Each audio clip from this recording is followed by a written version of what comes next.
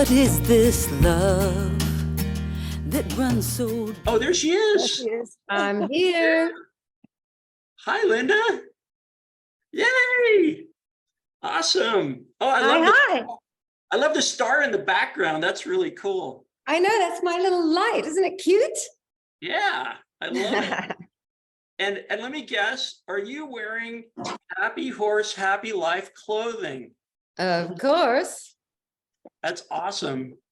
What I had done, because I know that when Linda and I get on, it is a full night. It's really difficult to even find time for all the questions. And so what we did was we sent out a note to some insiders. And when I mean insiders, people that are either on the board or involved in the International Horsemanship Foundation, or I met them at Happy Horse, Happy Life, but when we were in celebrating at the conference number 2 back in February. And I asked a bunch of them to send the questions in. And so most of the questions tonight, a couple will be mine, but most of them will be from insiders. That's awesome. I actually looked through them and I thought, my goodness, I'm glad you gave me some warning. And then I started making some notes to answer them. And I thought, I'm never going to remember this. It's what I think anyway. So I'm just going to wing it and be me, just be natural. I love it. Greetings, horse enthusiasts across America and around the world. I'm Andrew A. Turnbull for the International Horsemanship Foundation, and this is IHA Live. Our special guest tonight was born in Singapore, grew up in Sydney, Australia, and then in 1993, which is 30 years ago, she immigrated to the United States. She is the co-founder of Parelli Natural Horsemanship, Pegasus Personal Growth, and Happy Horse, Happy Life. She's the author of numerous articles, books, courses, DVDs, self-development and equestrian curriculums, and she's a dynamic and compelling public speaker. Through her progressive mindset and over 3 decades of experience that includes working with world-class trainers in dressage, she's considered the leading female expert on horse psychology-based training and mindful riding. From personal experience, I know that Linda is she's passionate about teaching and her personal development, which characterizes her unique approach to training, empowering her students to be better leaders, riders, and communicators. Please give a warm IHF live welcome to Linda Parelli. Thank you. Thank you very much. It's great to be here. Thank you, Andrew, and your board and all your members for having me on this as your first speaker or first guest, I think. Well, we're actually, we had Dr. Miller and Debbie last month, but you know, that was because he was his 96th birthday and her 90th birthday, and we were so excited. And we know that you normally are quite busy on Thursday nights, and we were unfortunate to not be able to see you there, but well, maybe Debbie will make it. And I hope, Ada, if you can just keep your eyes out, if Debbie Miller or Bob Miller show up, they may be on the call. But we just had a blast with them. So you're the second one, but we're absolutely excited. And oh my gosh, I'm so honored to be pipped at the post by Bob and Debbie. They're incredible. I've known them for many, many years, and my respect for them as human beings, let alone what Bob has done. And I know Debbie's support, you know, meant everything to him, like just huge respect and lots of love for them both. I love it. Since 2000, Linda, you've inspired me personally. I brought my horse 1,000 miles from California to Colorado to study with you in 2002. And for the last 5 years, you and I have worked together on international equine advocacy. And best of all, I'm delighted to be your friend. I want to thank you for your support and your influence in helping the International Horsemanship Foundation deliver on its mission, which is enriching the lives of humans and horses through relationship-based horsemanship, education, communication, and community. So I named tonight's show, It's About the Relationship, because 2 decades ago, that's exactly what you taught me. We were at our level 3 class in Pagosa Springs. You said, it's about the relationship. And I've never forgotten that. And in fact, it's a term we use very often. because integrating two nonprofits together and getting people to work together, we constantly remind ourselves it's about the relationship.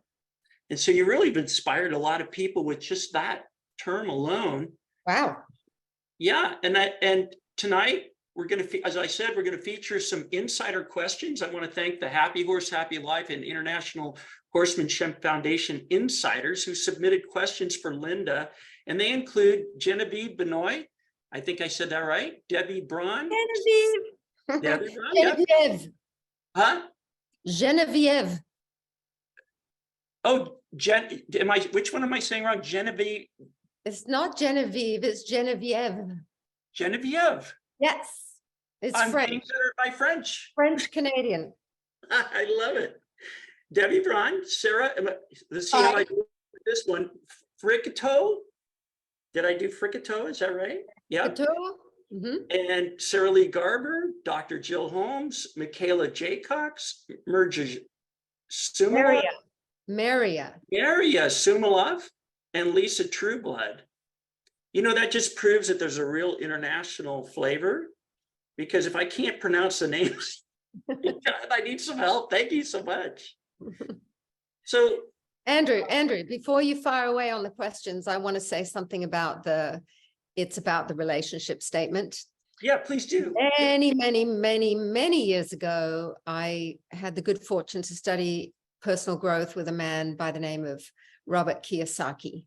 And some people will know his name. He's very, very well known. And I studied with him in his courses in Sydney. And this was in the mid-80s. I was in my mid-20s at the time, and I was so privileged. And I don't even know how I got there, but I was so privileged to learn from him. And he would teach things like when I did his powerful presentations course, I was very humbled as a teacher and a speaker, because everything that I was thinking was being a good teacher and a good speaker was exactly the opposite. It's kind of like when you discover natural horsemanship, you go, oh my God, I've been doing everything the opposite and it's all wrong when it comes to the horses. Well, in my mid-20s, I discovered that through learning with Robert Kiyosaki with people, because the way that I presented, and I kept getting more and more people, and I was getting crowds of people that I was presenting to. I was on television. I was speaking all over the world because I was an executive with his skincare company. And when I went and did his course, I was completely humbled because I was doing it all wrong. And he said, it's not about the information. He said, some people think their information is important. And he said, it's not about the information. And I'm like, then what is it about? I mean, me and the 100 other people in the room. And he said, it's about connection at that time. And he said, you can be the best speaker in the world, be so knowledgeable. And if you don't connect with your audience, if you don't connect with people, they're not going to care about what you have to offer, or at least very few of them will. Mm-hmm. So that's where I first started talking about it's not about the. And then when I, many years later, was teaching natural horsemanship, and people would get all upset about different things, you know, as we struggle through our horsemanship difficulties, and everyone made it about the something. My horse won't get in the trailer. My horse won't do the jump. My horse won't pick up his feet. My horse won't. And so I started saying it's not about that. In fact, I created a t-shirt that said it's not about the ...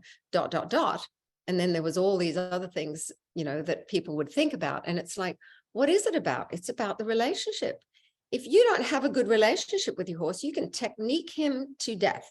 You can technique him until he's like, I hope I don't see you tomorrow. But unless you know how to connect, unless you know how to be the leader, unless you know how to make it about the relationship primarily, your results will be limited. It's not that you don't get results, but once you learn that another level, the difference is unbelievable. Horses start going, oh, I see only you, instead of, oh, I see that tree and that leaf and that other horse and the barn and the, They just focus on you. That's wonderful. And thank you for taking us through that, because it's huge, and it does remind us to connect, and that the connection is not only with our horses and with humans. So thank you. And even with ourselves, you know, I find that a lot of people are not connected with themselves. Yep. We go deep here, Andrew. But Yep. you know, it's who are you as a person? What do you want? And when I coach, you know, my students and in the format that I now have, I talk a lot about your goals and where you want to go and who you want to be. And most people don't know. Mhm. Don't know. And I get it. You know, I've been there. Even though I'm a pretty driven person, there's been times, you know, even more recently with my divorce, when it's like, well, if I'm not part of that, who am I? And it was a very big shift that I had to make and get in touch with myself to be able to move forward. And I see that at every level, you know, whether you're, you know, with your family, your spouse, your horse, your career, you know, in the end, we tend to be more guided by things that happen around us instead of going, this is what I want to be. This is who I want to be. And that's how I think about personal growth. Personal growth is, first of all, about thinking about, who do I want to be? And I heard a quote, and I wish I could remember who said this. It was probably somebody very famous. And it said, because people are always going, you know, I just want to be me. And the quote was, why would you want to be yourself when you could be someone so much better? Ooh, I know. yeah. So Yeah. I always try to be someone better, you know. I'm always yeah, trying. I don't always make it, but I'm always trying. Well, thank you. So, Linda, we're going to talk about relationship-based horsemanship here in this next segment. And one of the questions came from one of our board members. How do you attract people to a relationship-based type of horsemanship when what they've been doing has been working for them for years? And in the world of competition, they often come out ahead of the relationship-based horsemen in many instances. What do you say? So there's this joke that says, how many missionaries does it take to change a light bulb? Okay, how many does it take? One. But the light has got to want to change. Oh, got it. Right. So I think many of us have been in this situation. We're so passionate about what we're doing. We know the results. We can see the pain that other horses and people are struggling with, but they're not open to changing it. They're getting by with what they're doing. And most people don't even know their problems are as bad as they are, because they can wrestle through it. They can struggle through it. They have a horse that's putting up with it. They're satisfied with having low scores, but they still win. And, you know, it's usually not until they get a horse that they really believe in, that is super talented, and they don't want to give up on it, that then they start looking outside of the box. And for sure, what we're doing in relationship-based training, whatever you want to call it, natural horsemanship, relationship-based training, anything that puts the horse first, it takes a lot for people to go, I want to do that, because they think they have to sacrifice their other goals in order to do it, which we know is not true. So I think the more that we try to convince other people, it's like, you know, there's nothing like the converted. You know, if somebody gives up smoking, they're going to harangue you about why you shouldn't smoke. Somebody changes their diet, becomes a vegan, they're going to like pester you, and you're not open to it. The light doesn't want to change.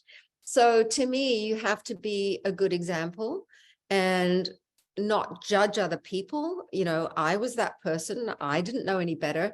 What I was doing with my horse many, many years ago, I had no idea was cruel. I didn't think drop nose bands and draw reins and all that was bad, because everybody around me was doing it. But I never learned to ask the horse. I never saw things from the horse's point of view. And when I did, I was horrified. And most people can't read horses. They don't know. And they're under the thumb of a trainer who just tells them this is what you have to do. So to me, this movement started 30 years ago, maybe a little bit more than that, because of Ray and Tom, and, you know, but it wasn't popularized. Yeah, it had become popular. Yeah, I think until Dr. Miller's book talks about it in probably about your and my lifetime, but that was because Tom Dorrance was getting going. And of course, you and your previous partner had a huge role in that big giant jump. Yeah. Yes, but it's relatively recent, and we know we still have a lot to do. In fact, on that subject, Linda, I read one of the Happy Horse, Happy Life social media posts, and it said only 1 out of 10 horses and humans are getting to experience this. I've done some research talking to different people about, how much market share does relationship-based horsemanship, natural horsemanship, putting the horse first, how much is that out there? And we're really pressing it to think that it's any more than 5 or 10% max. Yeah, I agree. And so one of the things that the reason why we come to work on the International Horsemanship Foundation, and there's a lot of volunteering, we do have professionals working with us, we do have our employees, but it's those of us that got it. And you watched me because you knew me early on when I was becoming that zealot, because I finally got it. And then I watched my wife get it. And then what a huge change it's been for our lives. And now we want everybody to have an opportunity. And we love that you're one of our partners, because in order to increase the share for the world on behalf of the horse, it's going to take a lot of us working together. And tonight's part of that. Yes, and I feel very privileged to be part of that whole movement, in helping horses to get more respect, and consideration. But, again, back in my other life in Australia, when I was part of the executive team for this fantastic skincare company, there was a marketing expert that came in, and they asked the leaders, so what's your goal? What do you want for El Abache? And they said, well, it's like Coca-Cola. I want, it's for everybody that has lips, everybody that has a mouth, they should have Coca-Cola. And they looked at us and went, no, you don't have that kind of product. It's very much about a niche.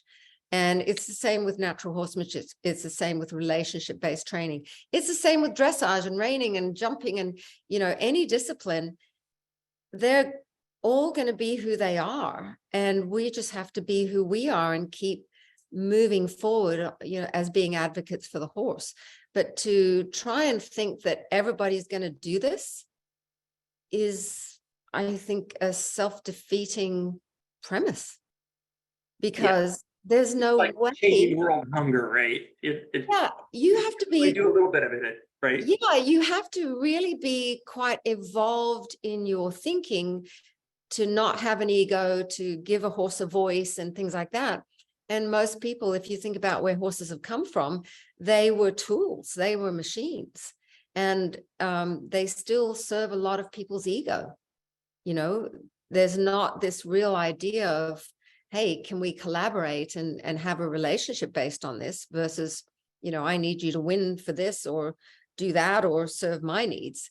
And it's not that much of a collaboration. So I think it speaks to a very much more evolved person who's attracted to this, because they're willing to look at another's point of view and see themselves from that perspective.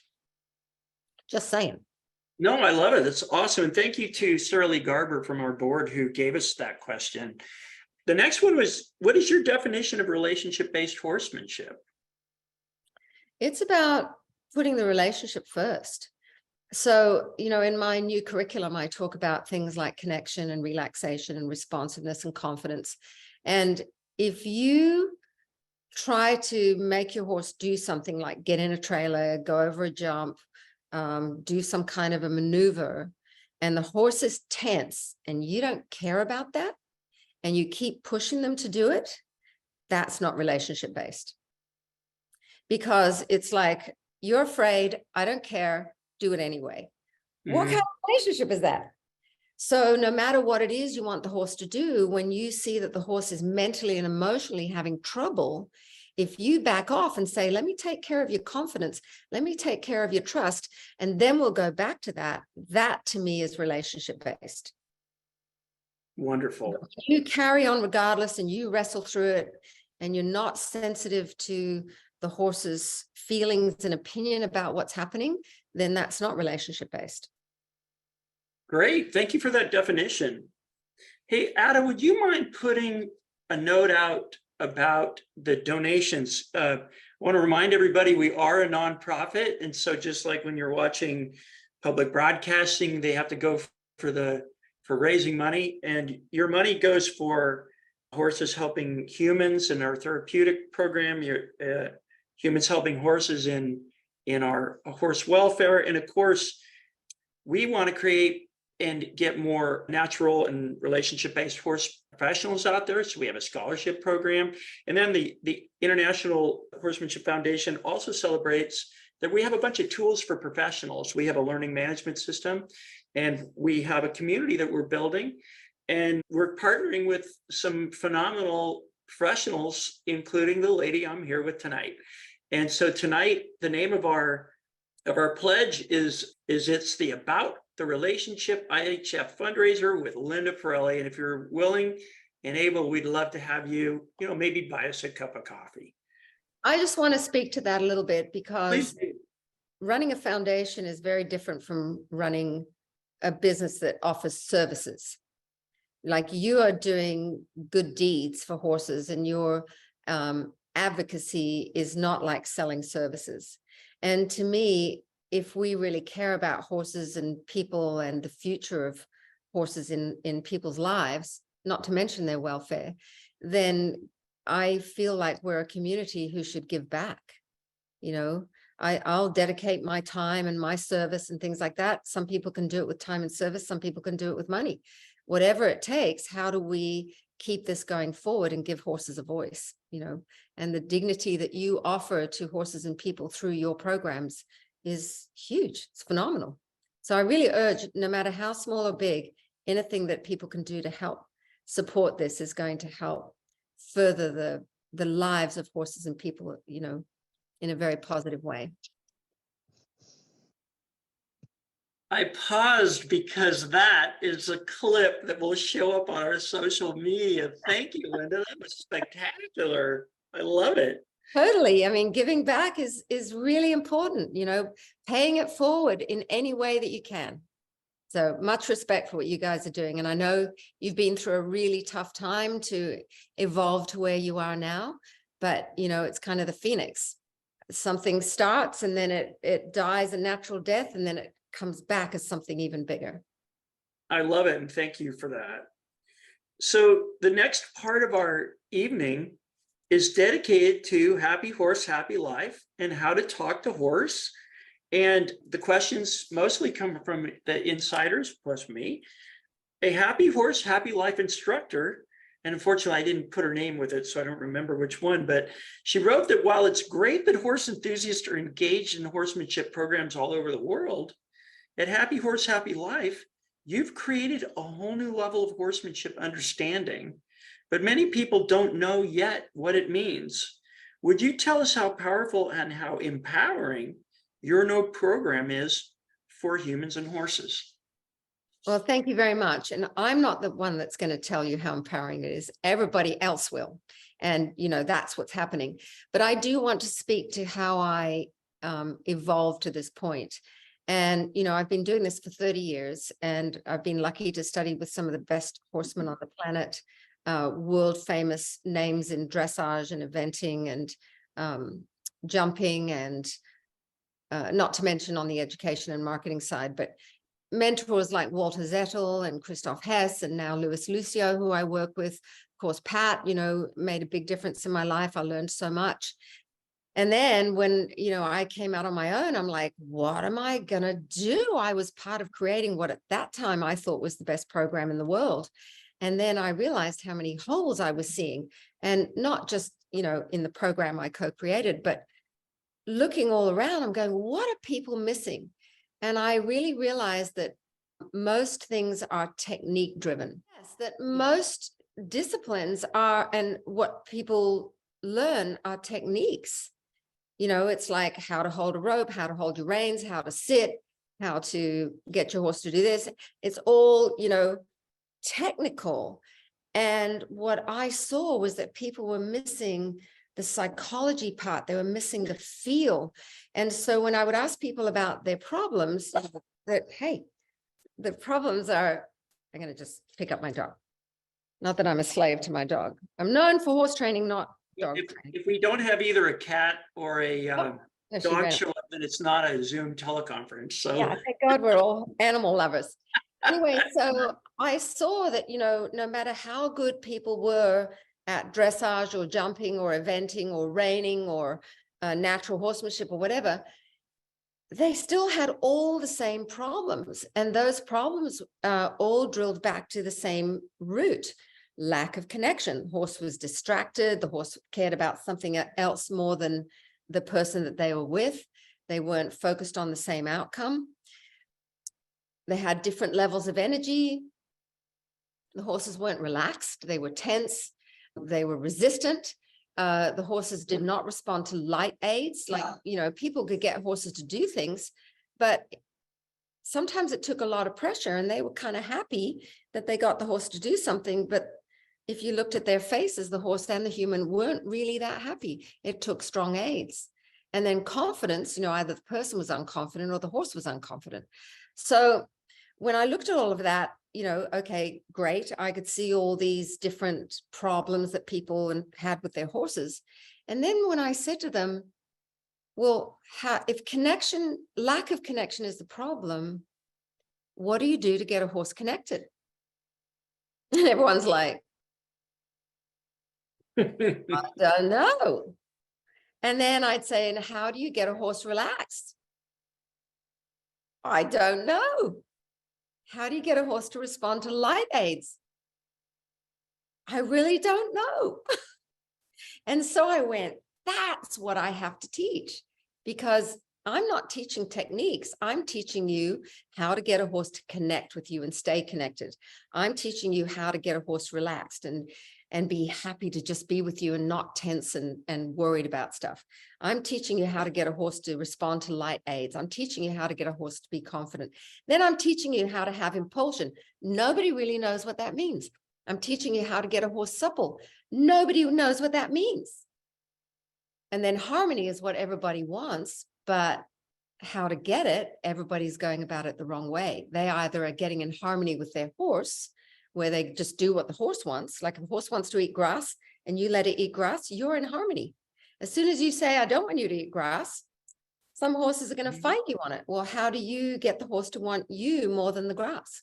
So, I mean, it took me several months to develop this, a lot of thinking and going, how do I teach people these things?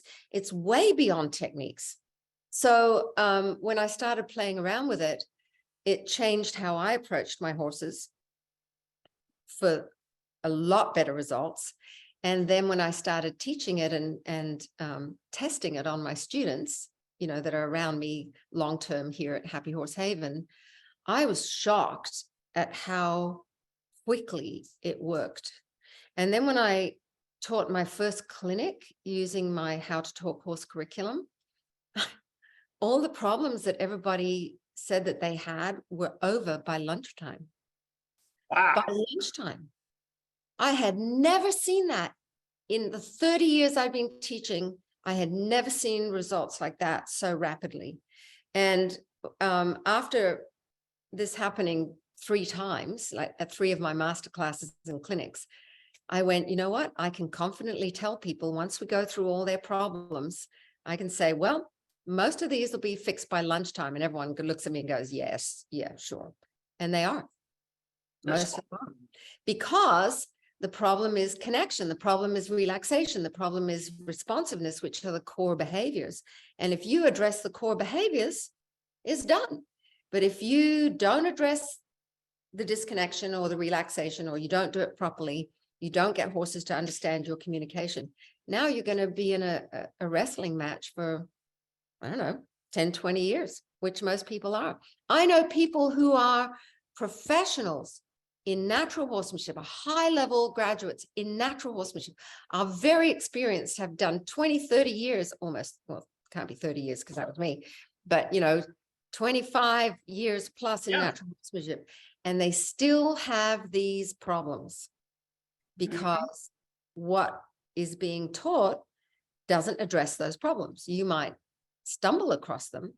So I wanted to make something that really addressed those problems and helped empower people to read the horse, learn how to use their energy, know the root of the problem, fix it, so they could then go on and achieve their purpose in harmony with a happy horse. Oh my gosh, it's lovely. And Linda, this leads to the next question. It's naturally, Linda, I've used your techniques of equine psychology with my horses successfully for some time now. I think your new curriculum, How to Talk Horse, is groundbreaking in its ease of application. How would you explain the power of your curriculum to someone who is just starting out on their relationship-based horsemanship journey? How would I explain the power of it? Yeah, how to talk to horse and its ease of application. And if I'm a new person coming along, how do you explain your curriculum? Yeah. I won't explain it. Okay. I don't want to push my ideas on somebody. I would go for the connection first. I would say, you know, what kind of things are you dealing with your horse? What are your problems? What are your goals? I would get to know them and then teach them how to solve it, instead of saying, I have this little package in a box and you should use it. First, I want to make sure that somebody feels like they need it. And if they're perfectly happy, then, you know, they're not going to want anything. And a lot of people, you know, I find people ask questions that make you feel like you have to defend yourself and defend what you're doing, or you have to promote and evangelize what you're doing, rather than say, well, if somebody goes, well, what is this thing that you're doing? Instead of going, well, I'm going to tell you, because they don't listen, I would go, well, you know, it's really learning how to communicate with your horse. What do you do with your horse? What kind of problems do you have? You know, do you have any frustrations? And what's interesting is most people have so many problems, but it's normal. So they don't think they have anything that they need to improve. You ask the horse, it'll say something different. But most people are kind of comfortably numb with the everyday issues that they have with their horses. They don't even realize how much better it could be. And I think that's the biggest problem that we have with relationship-based horsemanship, because people think, oh, that just means you give them treats and you do positive reinforcement and you love on them and everything's going to be hunky-dory. I think that's the biggest problem with this part of the industry. They don't see how that relates to better performance or less injuries, or a lot of people don't really care about a happy horse, or they can't tell that their horse is unhappy. They can't. So a lot of it has to do with education, you know, getting people to realize or see things with new eyes. So rather than trying to tell them, you know, how good this is, I try to be a good example. And then I ask them, you know, what are their problems and what are their goals and what's getting in the way of reaching it? And then when they say, oh, this, it's like, well, you know, there's something that can help them. That's awesome. I love it. Putting the position from the customer first. Yeah, exactly. Because we want to, and it, you know, it's really how we treat horses, you know, in this idea is that we don't just push our ideas on a horse. We ask them a question and we invite a conversation rather than I'm going to tell the horse what to do, you know, which is what we tend to do with people also. It's the truth. And you know, Linda, one of the things that's been coming up in these teleconferences for a while is this idea of the relationship. And we've had several different speakers. We have David Lichman and Jennifer Zeligs, and we had several speakers, you know, on the show. And it's been really neat because each of them has been giving us a different view of how to show up for your horse and start to listen to the horse and let the horse have a participation in this. It's just been huge for Sonny and me. You know, Sonny, we've been together. This is our 18th year together. Yeah, Sonny's turned 27. And he's still carrying me to, I just got a blue ribbon with him last weekend, and he's still going. But one of the things that took off for us was when I started to show up and go, how are you feeling today, buddy? What are you into? It's unbelievable. And so one of the challenges, and I think what you're telling me, because frankly, I've been a little busy integrating a couple of nonprofits and not paying enough attention to your program. And I think, I got to see you in Carmel twice, and I got to see you in Florida. But the fact is, I didn't get to see you because I've been working. I was working the whole time, shaking hands, working on creating this, building this, because I knew the time would come when I'd get to focus. Yeah, exactly. But and this, let me lead this into the next question, because I think it flows.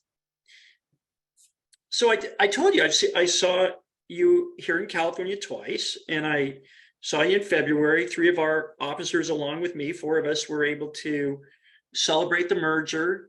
And we wanted to make it really quick because we just got everybody agreed, and we were like, we're not going to miss another year. So we were catching planes to Florida, struggling to get there. And we were so glad we were. Dr. Hollenbeck made it. Lisa Trueblood made it. She's our secretary. And of course, our chief veterinary officer, who's on the call. I hope Dr. Hollenbeck made the call. I can't see everybody that's here, but he was planning to. And we just had a ball. And we had a ball getting to know you and Sue and the instructors, and it was phenomenal. But here's what happened. When I was there, I was so blown away by how little stimulus that you and each one of the, Courtney and Jesse and Christy, all of you were just like incredibly light, like I've never seen it before. And I know that we've gone through these kind of ups and downs of lightness versus where do you find that equilibrium? And so here I was sitting next to Jesse, which means, of course, that I was looking like up like this, because Jesse, even sitting down, is probably taller than I am standing up. And Jesse and I had a relationship going back to Pagosa Springs. So I actually studied with him. And I said, Jesse, this is just incredible how light it is. And he said, Andrew, there aren't any more phases. We're not using the phases. And I wanted to fall out of my chair, because my paradigm is based on suggest, act, tell, cause. And it's just so built into, for the 20 some odd years that I've been doing this. And so I've been dying to ask, because I didn't get a chance to talk to Jesse about it. Haven't had a chance to talk to your instructors. And of course, what a wonderful time. And I told some people I was going to ask the question, and they're all looking forward to the answer of. better be a good answer now. That's a big New buildup. level of lightness in your program, and in this apparent change of approach to phases. Can you explain that? Yes, I think it's because I'm getting past the techniques and I'm focusing on connection and conversation. And so I found that, obviously I used to teach that. And once I was on my own and I was free to do what I felt was needed for the students and the horses, I found that people would keep going, well, what phase is that? And what phase should I use? And I'm always having to go to phase 4 or phase 3. I'm like, why are you talking about phases? Why are you not communicating with your horse? The more you get stuck in the mechanics of it, the worse you are at connecting and communicating. So to me, and this is what I teach, it's about ask your horse a question, ask him if he'll do something. And if he blows you off, you go, hey, I'm talking to you. Ask again, but you don't shout at them. And if they don't understand, you don't keep going up your phases and getting stronger with aids, because it's like somebody doesn't speak your language and now you're shouting at them. It's not. That's a great analogy. I love that analogy. Yeah. Understanding. And so I find that once I really teach people about connection and responsiveness, that their life changes, because they start looking at the horse and thinking about communication and getting the horse to connect, and they connect. And that just goes away. And the only time you have to really, raise your energy is if a horse does something abrupt and big, and you have to go, hey, look here, stay here, instead of I'm going to go up my phases to make you do something. It doesn't need that. So I don't talk about that at all. I talk about connection, relaxation, responsiveness, and I show people how to do that. But let me tell you, the connection part is the big one. When you have connection, you can whisper. It takes very, very little. When you don't have connection, you can yell and still not get the response that you are going for. So again, it comes back to what I said, at the beginning. This is not technically oriented. It's more psychology oriented. And the kingpin is connection. And like I said, once you know how to connect with a horse, it's easy. And I find that because I'm so clear on that now, and I can just go straight to it and go, I know how to get a horse to connect. And that's what I do. That if I have to help somebody with a horse, and I'll step in and I can do it in such a short moment, and people go, why did that work so fast? And I went, because I know how to talk horse.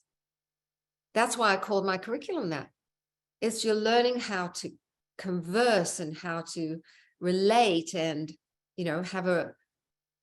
have a mutual understanding instead of just telling my horse what to do. And, am I going to use positive reinforcement or negative reinforcement, or am I going to use phases? Or it's like, when I'm talking to you, I'm not thinking about what technique I'm going to use. I'm connecting with you and I'm talking to you, and everything comes naturally. Somebody asked me that. They said, how is your new program different? Because everyone thinks I'm doing a watered down version of what I used to do. It's like, no, I'm doing something completely different, because I've seen the need, and horsemanship has not evolved. And, back in the day, Pat and I were the ones who, made that next great leap in the horse industry.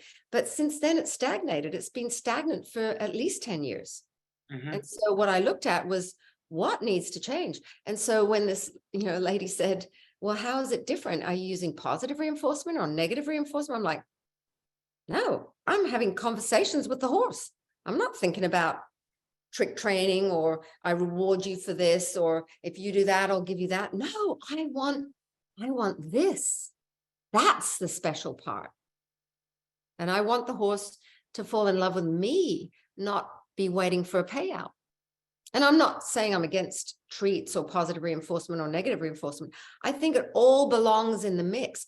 But if that's what we're thinking about, then we're not thinking about the connection with the horse. We're not connecting. We're thinking about, when you do this, I'll reward it, whether it's negative or positive. Well, I love it. That actually flows into our next question from another Happy Horse, Happy Life insider. Would you talk about the power of reading horses' subtle body language? Because if you're going to talk with a horse, well, then sounds like you got to be listening to. Perhaps you could talk about that. Yes, you've got to become very observant. You've got to learn how to read horses. And in my program, I do lots of checklists and show people how to read a horse from nose to tail, and, what does this mean and what does that mean? But I think it's not just the physical signs that we have to get good at. It's reading energy and then adjusting our energy. And to give you an idea of how I've been doing this, which has been working really successfully, is in my masterclasses, my clinics. The first part of the morning is all about problems and goals and what is the origin and root of those goals. And then I talk about horse behavior and, whether they're movers or stoppers, extroverts or introverts, are they tense, left brain or right brain, right? Whatever way you want to say it. I've got a very tactical model now that I use. So people don't pigeonhole their horses. They go, what am I feeling? If the horse is pushy, what do I need to do? If it's a mover, what do I need to do? So I teach them about that. And then I talk about energy. And I talk about, is how much effort does a horse put into things? Or is he low key? Or is he big? Or is he small in his persona, right? In his energy. And what we have to do is match that. Because if you've got a very shy horse, and you're a big personality, you've immediately created a disconnect. So we get back to that connection thing. So if my horse moves slowly, how about I slow down? If my horse moves quickly, how about I speed up a little bit? If my horse is really like engaged and excited about things, how about I lift my game, but don't blow the horse up?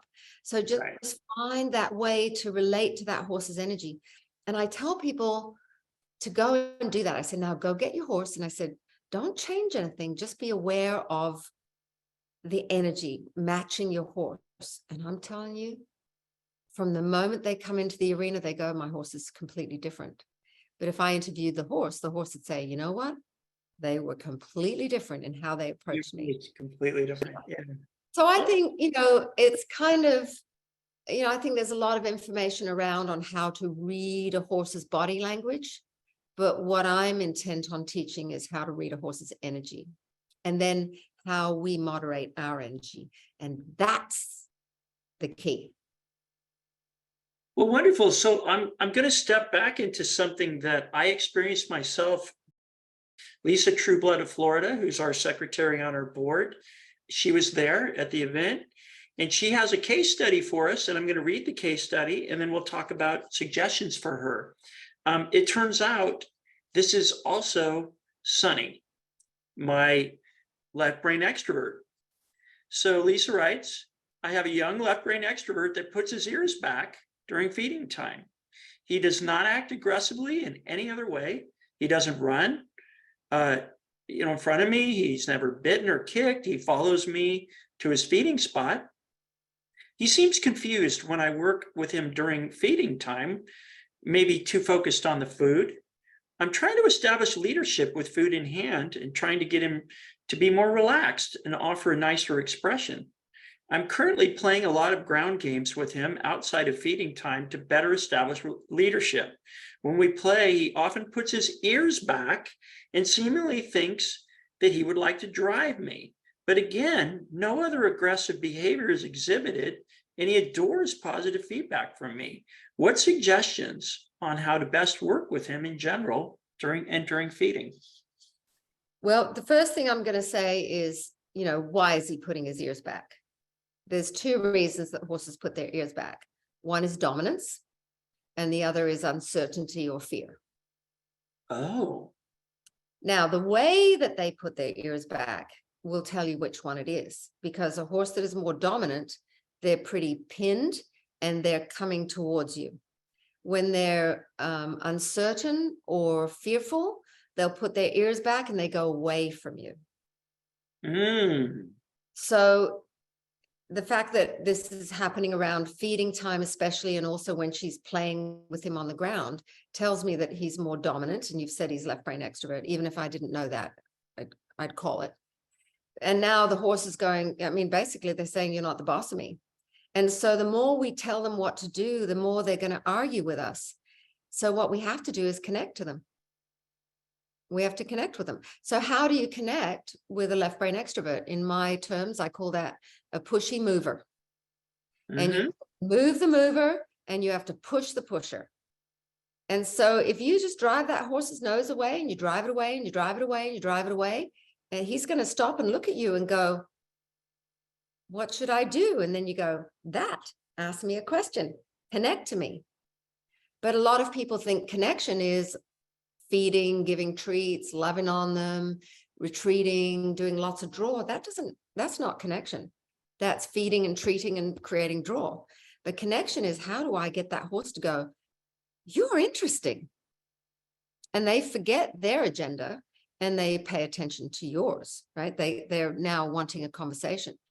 But you have to know how to elicit that, which is, like I said, move the mover and push the pusher. Everybody does something the opposite. They stop the mover and they retreat from the pusher, or they defend against the pusher, right? Instead of going, no, you move over there. If you look at how horses interact, pushy dominant horses move the other horses, but they don't go, you have to move in this fashion to that place. They say, get out of here. But we don't.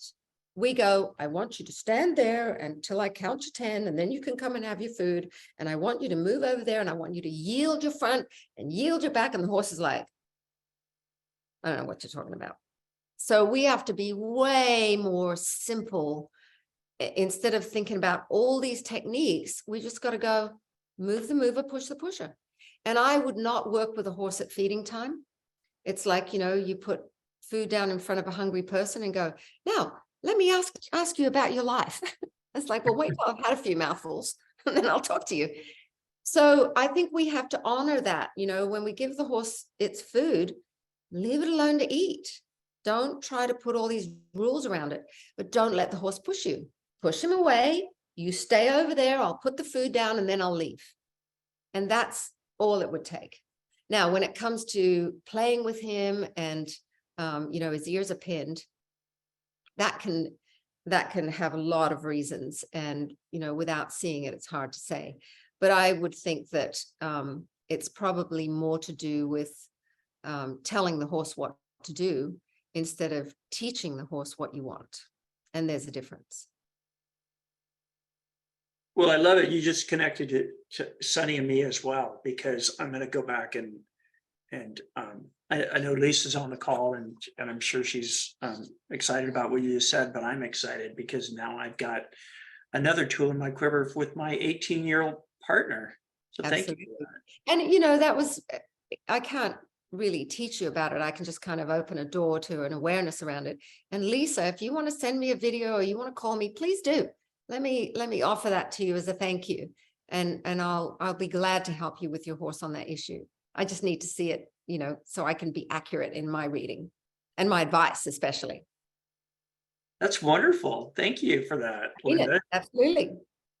So tell us about how you're delivering content and creating community through the Happy Horse, Happy Life system. And I know you have a name for it. I finally paid my bill. I'm back on, and and I had a wonderful discussion with the lady that's making all that work today. But let's talk about, kind of what are your intentions around creating how you deliver your content? First of all, I'm a teacher, and I always try to find ways to help people achieve what they want to achieve. And I have a lot of knowledge accumulated over 30 years from, top people around the world, and a lot of experience to offer people. And people will sometimes say, oh, you're very talented with horses. It's like, actually, I'm not talented with horses. I'm a talented student and I'm a talented teacher. And so then I can take information that, like not everybody's a good teacher, but I can be a great student and extract the meaning, and then I can change it into something that, I always say that even a blonde could understand, right? So if I can understand it, then I can help other people understand it. It's like the job of a teacher is to make things as simple as possible. So that's first of all what I'm doing. I'm creating a curriculum that doesn't exist anywhere else in the world. I've taken all my knowledge and my experience and seen the holes, and I know a lot about people as learners and horses as learners, and I've tried to create something that will really be powerful and make fast changes for horses and people. Because if it doesn't change quickly, you're working on the wrong thing.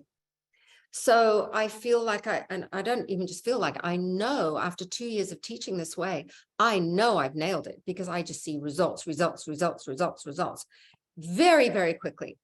So that's the first thing, is I'm really honing my craft as a teacher, and putting together this curriculum that I thought I would do in 6 months. And here I am almost 2 years, and I still have 2 modules to finish, because I think of it in 3D.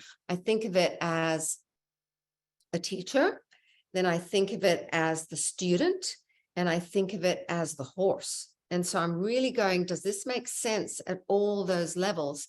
And then is it something people can actually do that's not, you don't have to be highly skilled in order to get this, because it will change so quickly. So that's the curriculum part of it. And then also on my website, I have a lot of tidbits for people who are not that serious, because let's face it, not everybody is as manic as most of the people on this podcast. We're like, we just want to suck up all the information. A lot of people just go, well, just tell me how to fix this and I'm done. Just tell me that, or I just want to learn this little tip and trick and whatever. I have a bit of that on my site. You can go in and get lots of little tips and things, about how to solve little problems and do this and do that. But the meat of it is the curriculum. And I'm always interested in people who want to be good with horses. Mhm. And that's where I really put my energy and passion into helping people achieve those goals. Then as far as community, I don't know that I formed a community. I feel like I gave people a place to gather, Mhm. because I didn't go out saying, you all need to come here and this is what I'm doing. I mean, people have known me for many, many years and they like what I do. And then when I, set this up, they just came. There's like, Mhm. we're going where you're going because we believe in you and we want to support you. And we love the people that gather around you. The community's amazing. And Yes. negative people don't last That's because such a positive, horse-loving, sane community, that there's not any crazy stuff going on. And so I think people get attracted to that. So community is what formed around me. I cannot take the credit for forming that. It's the people who make it up. I feel very privileged to be in their company and that they even trust me to lead them and educate them with all these, things that I've come up with. Well, I'm going to jump off script for a second because I know, Uh-oh. well, I have an insider understanding because you helped get me onto the Parelli Foundation board. And you and I have been working on things even before that together. And so I was very much present, feeling everything that was going on, at least from a distance, right? Not the same way. But one of the things that I know happened was a certain number of people who were professionals said, we're going with Linda. And my understanding was you were like, whoa, whoa, whoa. And the analogy I gave somebody, see if you like this one, I said, the analogy was Linda got a house and she was at the front door and she's inside and she's going, you guys leave me alone. I got to work. I got to and I love this analogy that you gave to Becky Witter. Becky Witter is one of the founders of Bay Area Savvy Players. And she told me after one of your events, she said, Linda said that it was the equivalent of having everything on a laptop and then somebody took a laptop away and I got this fresh laptop. So I have to start all over again, right? And I thought that was very kind of, that connected with me about what your challenge was. But here's the back to the analogy was, well, a bunch of professionals were standing outside your door, beating on the door, going, Linda, we're here with you. What are you going to do? We need a program. And you're like, no, I'm not ready to have a professionals program. And I remember, because I have been stayed close with you and Andrew and Sue and paying close attention to, Jesse, what everybody's doing. I sensed that you were like, guys, I got to spend some time developing this. And just like you said, you're 8 out of 10. So you're not even done yet. But yet you've also been able to have 2 Happy Horse, Happy Life conferences. You've been able to have, now we've got instructors. And of course, when I sit down with Andrew Wood and he tells me all about the business and he just gets so passionate and talks about the books and all these kind of things, it's like the world told you, Linda, that you got to get going. And so why don't you tell us about that? That's a little off script, but I just thought it was very appropriate based on what you said. Yes. Well, I think about how hard I worked the last 30 years and then, going through this life change. And I knew I had to do something, to carry this forward, but I didn't really know what I was going to do. And then when there was quite a number of instructors that said, former Parelli instructors that said, we want to go with you. Are you going to have an instructor program? I'm like, I haven't even thought about that. I'm just kind of reeling after everything that happened in my life. And so I said, I don't know. I'll let you know. I'll call you, but thank you for asking. And then Andrew, my business partner, goes, what are you doing? And I said, what do you mean? He said, they're asking you, they're begging you, and you're saying no?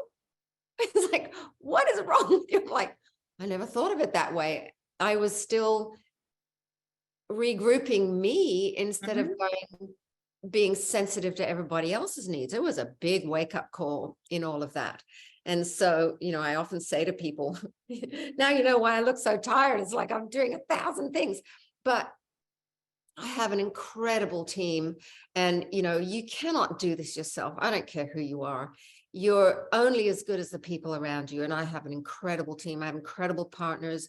I have incredible support with instructors and my proteges and the community. I don't even know how to say it any better than that, but I couldn't have done that without everybody. There's no way. And, I was pushed in a lot of directions, and I couldn't have gone in those directions without that support. But, responding to people's needs was primary in the end. Well, it's interesting, and I'm staying off script for a minute because we just got to go here. There was this drill. There was this drill that we did, and my wife was with me at one of the two-week module things. Renee was there, and we had to take a old carrot stick, and we had to smack the heck out of a barrel, and then we had to drop the barrel, and we had to run over and hug our partner. And if you were vibrating too much, if you were too high level, your partner said no, and so that was one of the first real times when I went, wow, how to drop my energy after all this kind of thing, right? And thinking back to, obviously, your energy in your life was huge change. And so I was wondering how it was going to go. And you and I had planned to see each other when you came out to Carmel for the first time, representing Happy Horse, Happy Life. And at the time, we had made a decision in the foundation to move on, and we actually made a little video, and unfortunately that didn't work out. It's okay. We had to go back to the well and rethink it, and I'm glad we did. I think we're much better. I love your Phoenix analogy. Yeah. But one of the things I did, Linda, was I walked over and I gave you a hug, and I felt your energy, and I knew how to feel that energy because of that hug thing that we did at Pagosa Springs. And I don't know if you'll remember, but I whispered in your ear, Linda, you're doing okay. And you whispered back, you said, Andrew, I am. And that was for me, because I was very concerned about you. We all were very concerned about you. And when that moment we connected and I said it, then I went, okay. I said, and then I said, hey, we're really glad people, and you had told me, you said, Andrew, it's just amazing how many people in the world have stepped up to help out and how many people came forward to help out. And I know people that came, and you said you were so appreciative and you were so genuinely moved by this. And I reminded you, Linda, you created this too. It's you, it's your person. It's why, I fell in love with you as a person and as a mentor and a partner in 2002. And I still am just delighted to be here with you. It makes me just kind of tingle to be here. Stop, I'm going to cry. Well, but I'm just one of many, and listening to you describe, and just knowing, like, I knew these instructors because some of them were I have so many friends in the instructors program from over the years, and they were like, no, Linda, you have to have an instructors program. And then the other one is, I want to remind everybody, it's good to have a boss. It is good to have a boss, somebody who cares about you, that wants to mentor you, that wants you to develop. And what you had in Andrew, even though he's not a horse guy. In fact, he wants to go play golf and drive fast cars and go around the world. And it's his wife, Sue, who loves the horses. And she tells me she gets a lesson from you every day, which is just the most wonderful thing. But it's it's about the relationship, right? Totally. And so you earned it, Linda. You earned it, and we're just delighted to be along with you. Well, I'm really humbled and grateful. And when I was going through all that big change, you know, I was always one of those people that I'd step up to help others. I never asked for help. I never, and I would never have asked, and people just gave it. I'm going to cry. I mean, it was incredible. It was just so moving, you know? Yeah. And I'm just so grateful. I don't know. I couldn't have done that without this. It's You know, wonderful. made it And possible. you know what, the real you, thank you for really being vulnerable with us, because this is the real you, Linda, and it's why we care so deeply about you as a person, regardless of the horsemanship. And then the horsemanship, you know, you're making a difference in the world. So thank you so much for that. Thank you. Linda, I'm going to get back on script. Oh, I'm thank going to start crying. God. I'm going to start crying myself. I love it. So one of the things that comes up, somebody was asking me, if I'm a rider and I selected a horse that has the same personality as their human, what are the pros and cons of that? And what does such a relationship offer us in our own growth and self-improvement?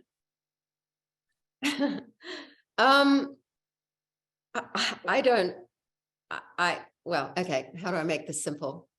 I think whatever horse you get, whether it's like you or your opposite, you're going to learn something. And who you're going to come up against is yourself. Because if you don't know how to connect, you're going to run into resistance from your horse. Your horse is going to think other things are more important than being with you. And they'll tolerate you and they'll love you when you feed them and treat them and do all of that when you don't really ask anything. Now, when a horse is your opposite, it's going to be more difficult, because what's different is that pushy mover, stopper, or tense. If you're pushy and the horse is pushy, you're probably going to get in a fight unless you know how to be the right leader. And if a horse is a mover and you try to stop it, you're going to get in a fight.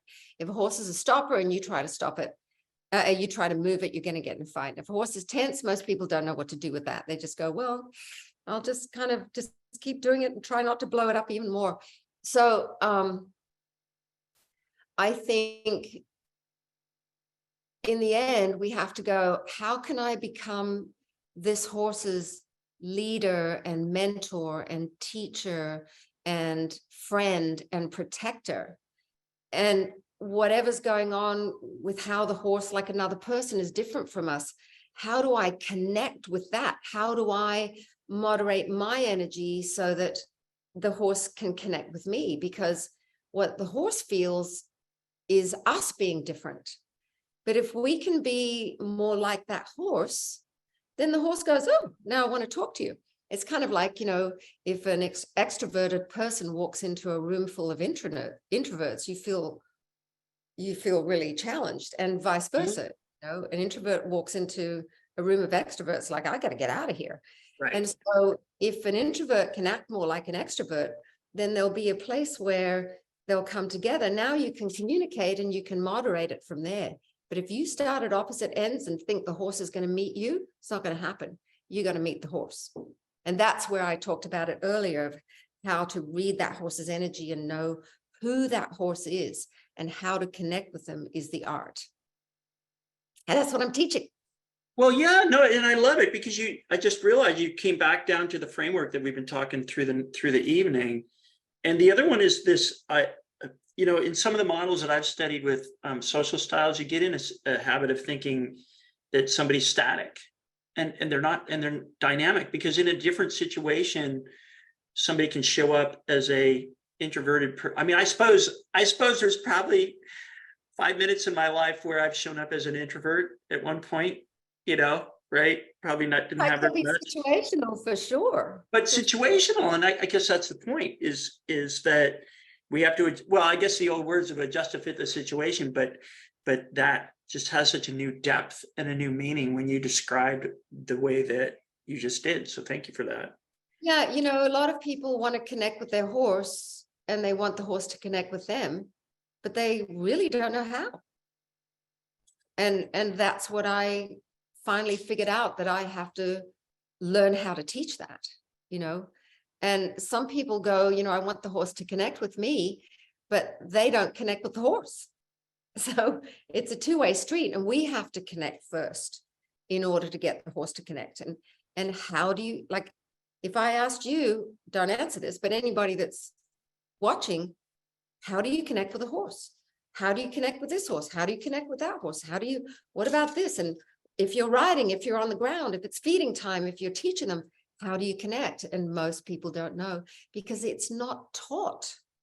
It happens because you know naturally, or because somehow your horse was easier, or because you kind of stumbled across it. But now tell somebody else how to connect with that horse. You know, they're the pieces that I get really passionate about. How do I describe the indescribable? How do I teach the unteachable? That's what lights me up. I love it.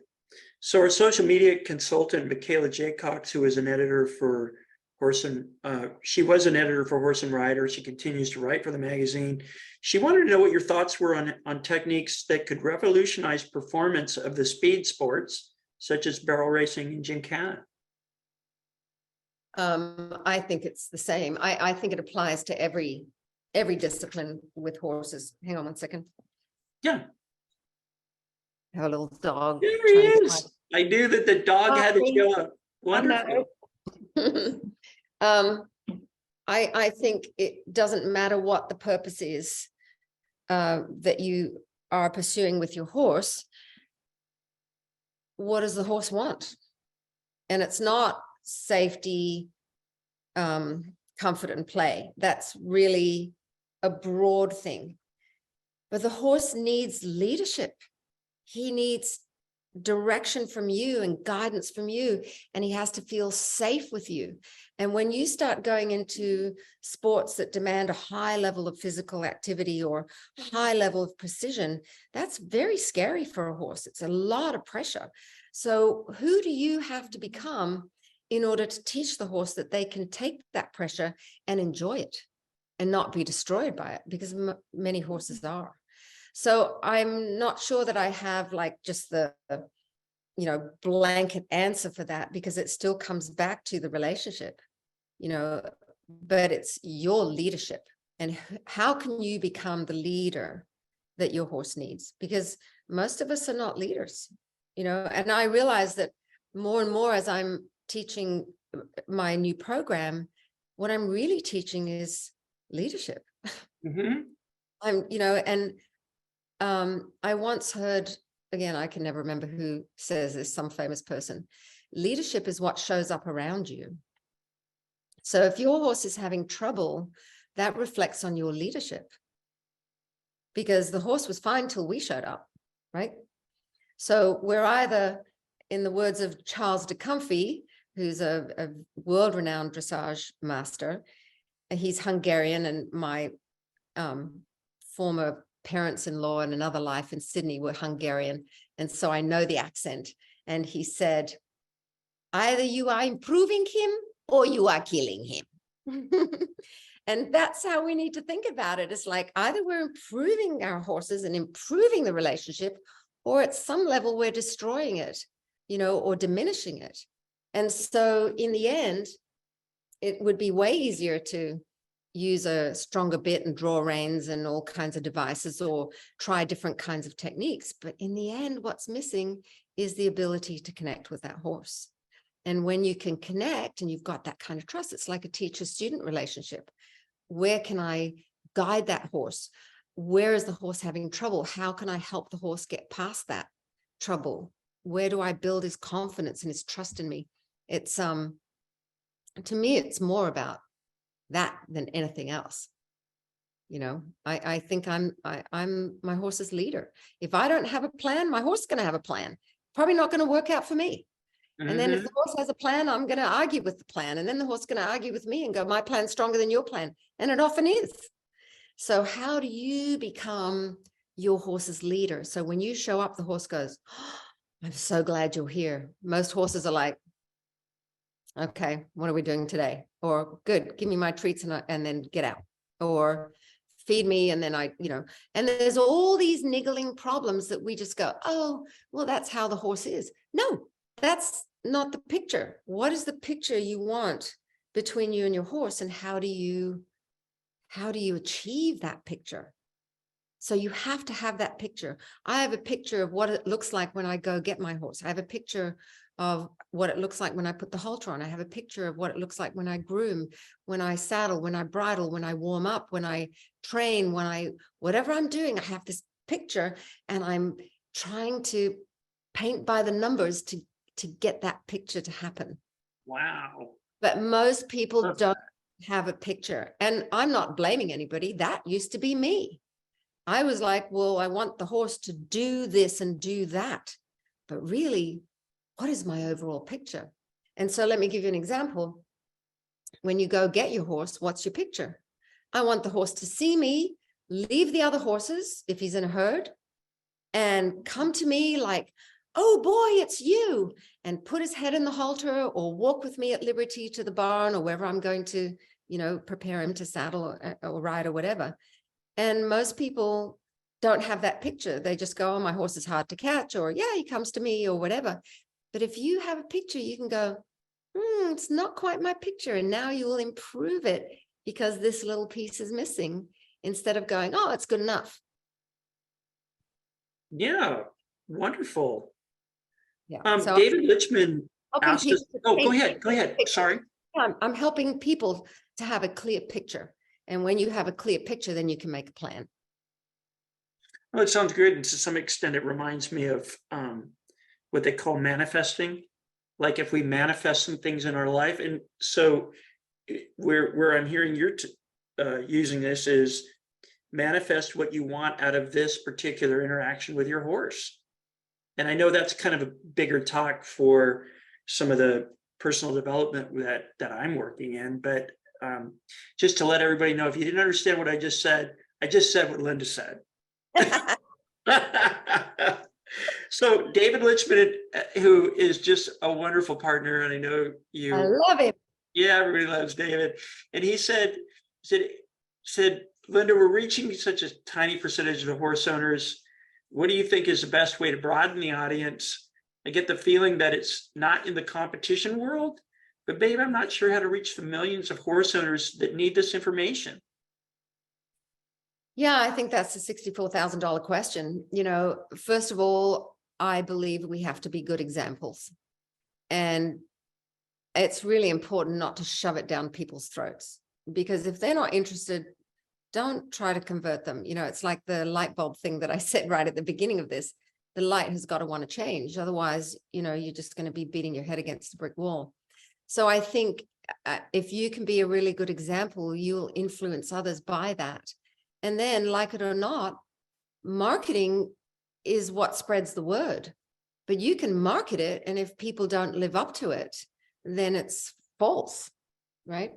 So I think we are all good at spreading the word. This has got a life of its own now. If you're thinking about relationship-based and natural horsemanship, it has its own life. It's become a discipline, but there's still so much territory to cover. And I think if we have a voice, in all different parts of the industry, and we have a voice for the horse, and we do it in a way that inspires people, then word will spread. And especially with the internet now, people are very good at spreading bad news, but we got to keep spreading good news, put good stories up there and good examples of horsemanship, and inspire people to be better leaders and better teachers and mentors and friends to their horses, and still be effective no matter what their goal is. How low or how high you want to go doesn't matter, but the relationship matters to your horse. They don't care about ribbons. They care about how they feel when they're around you. I love that. Well, it's interesting that you mentioned kind of the industry, and I did want to connect into something that our Chief Veterinary Officer, Dr. Jill Holmes, is really strongly wanting to do. We're committed to highlighting the concepts such as equine learning theory, which have originated, research in the field of equine science, and how the science of people like Jennifer Zelig, who's working on, writing it down and working with David. And I know that Karen Rolfe she's had some series where she's working with both academics and practitioners.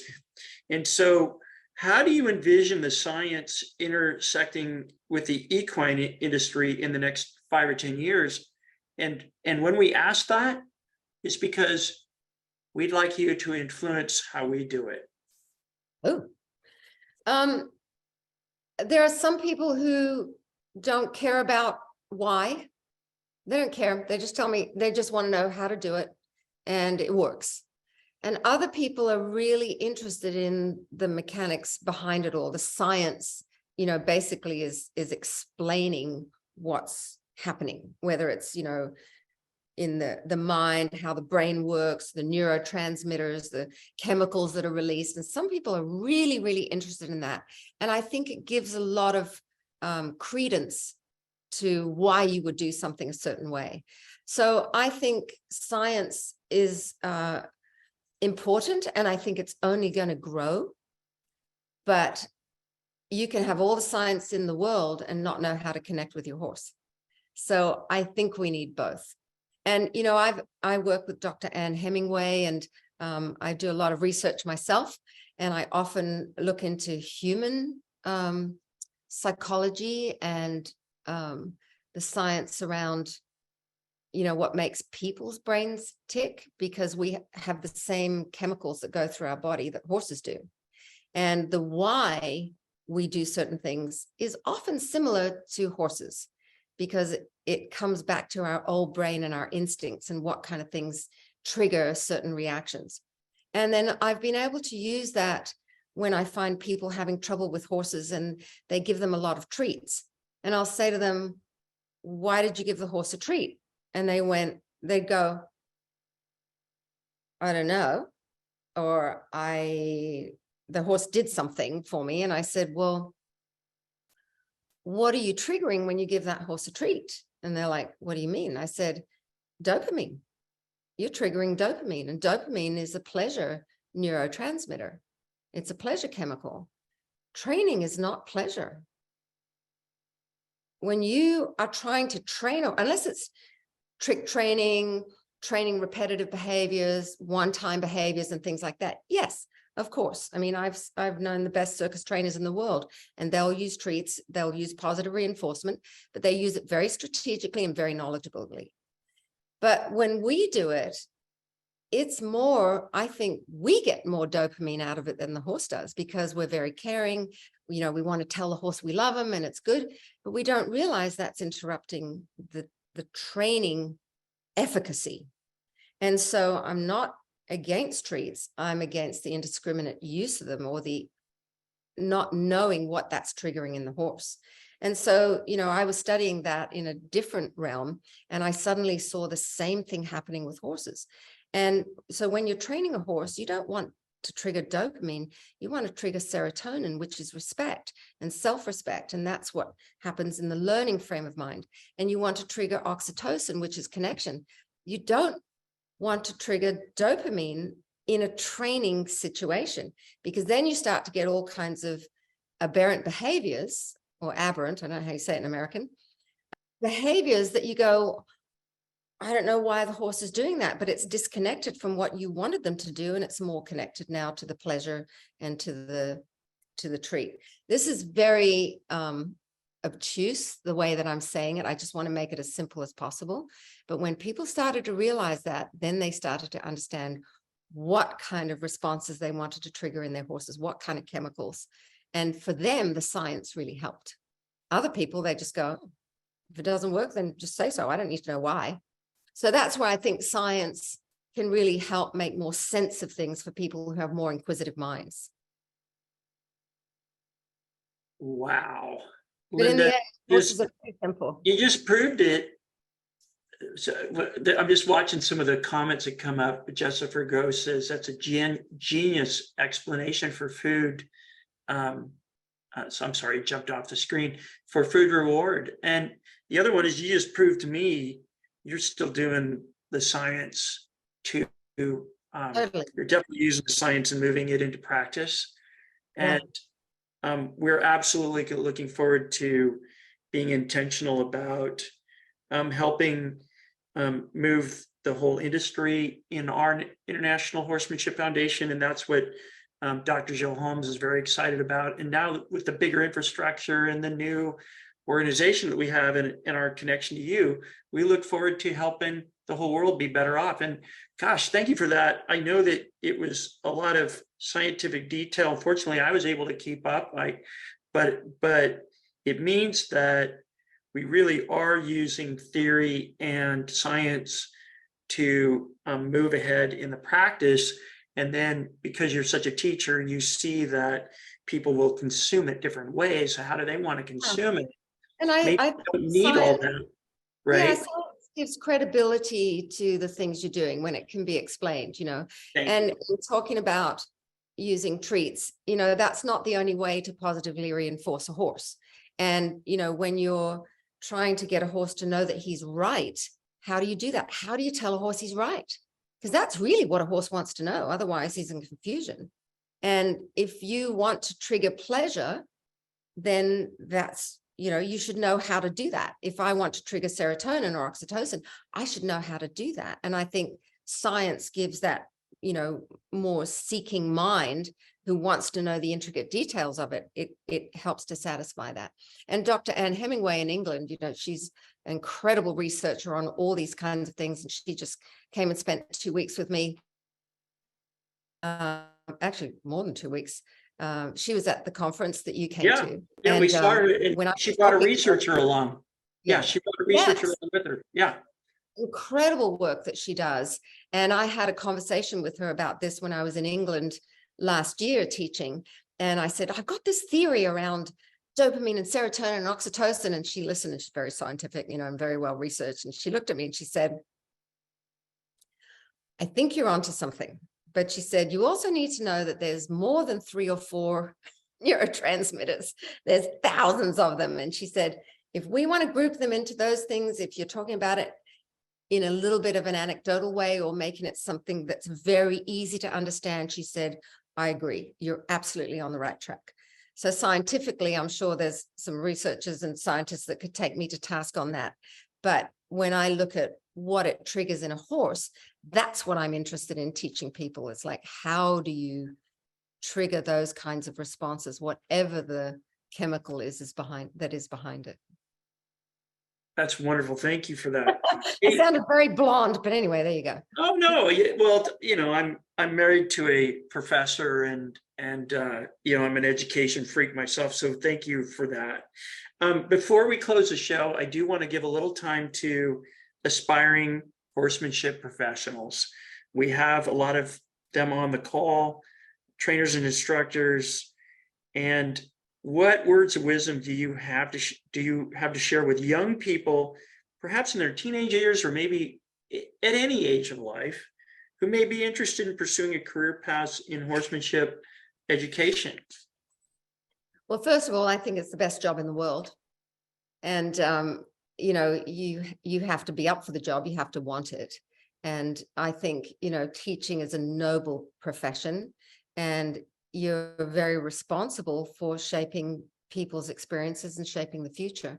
So I take my role very seriously, and my hand goes out to all the people who have chosen this same profession, that are instructors and helping people all over the world, you know, achieve their dreams and helping them to be smarter and get better results. And when it comes to young people,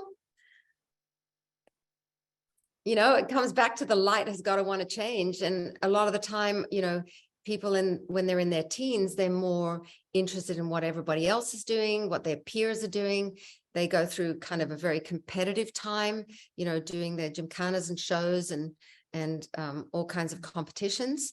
And then there's a point at which they start to be interested in, you know, connecting with a horse, or, you know, thinking about what the horse thinks rather than just what we want. You know, a lot of people don't care if the horse is happy or not, as long as it's winning. Great, you know. And I think that takes a different kind of person to think that way. And that's this community, you know. I said, like, very early in the piece, because dressage was always my passion, I said, I don't want to learn how to do piaffe and my horse is tense and unhappy and disconnected. I don't want that. I'd rather have a bad piaffe and a horse that was really into me. But if I can have both, there's nothing better. And so I think there's, as we mature from kids into teenagers into adults, and then there comes a time when there's more wisdom and more thoughtfulness, and you want to make a difference, or you want to, I keep coming back to the word connect.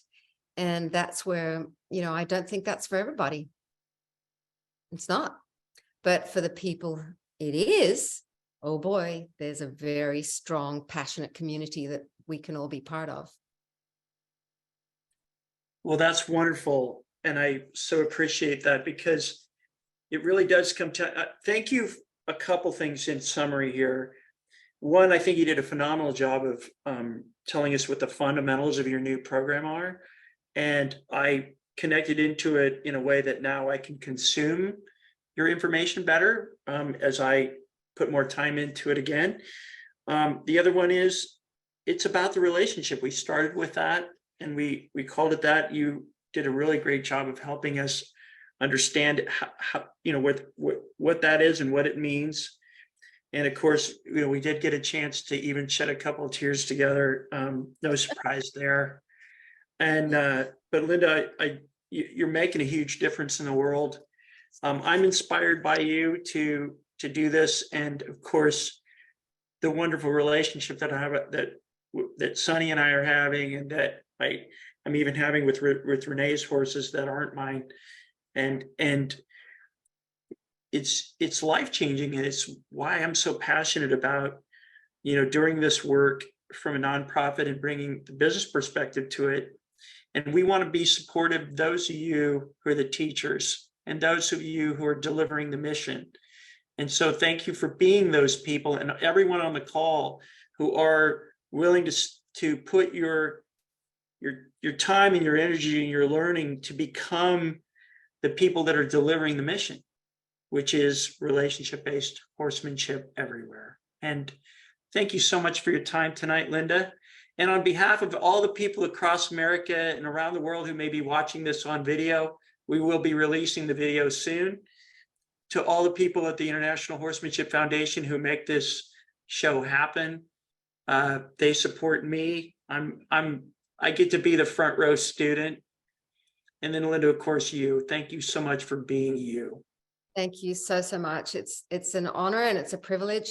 And, this is my mission. I was somehow born to make a difference. And I didn't know that when I started out, but I'm very clear on that now. That is my mission. And like I said, I can't do it without everybody that's around me. The people that are on this call, the people that listen to any of the work and things that I put out that support me in it. It takes more than a village. It takes, a world of people, and I feel very privileged. And, I'm not promoting my curriculum very strongly yet because I still haven't quite finished it. I'm still like chipping away, but the early adopters can still get into it. And in fact, in my membership, the first module, Connection, is free. So all members can access that right off the bat. So I just want to encourage you to learn truly how to connect with horses, connect with people, and connect with yourself. Thank you, Andrew. Thank you, everybody, for having me tonight. I'm a big fan of your work and look forward to supporting you as we go forward. Well, thank you so much. And to everybody across America, around the world, may the horse be with you.